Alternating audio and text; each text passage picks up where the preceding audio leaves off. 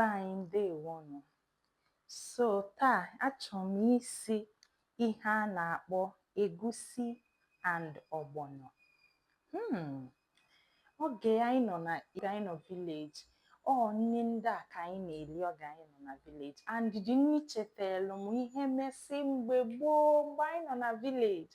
So m wee sị na today na m esi ya ka anyị wee gachie back to our culture. So nke bụ egusi m eji wee si nri ndị a. Nke bụkwa na ogbono. Nke bụ onugbu, that is bitter leaf.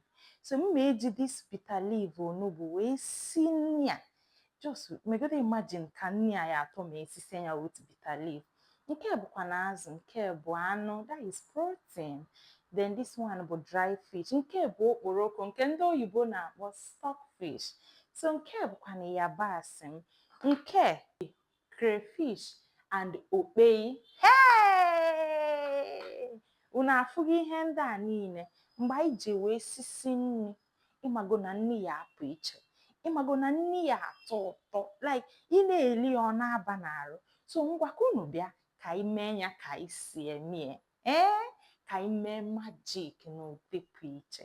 Ọ bụ na o nwere ife ị na-eme ka anyị sibe ozigbo ngwa ka ọ dịzianụ.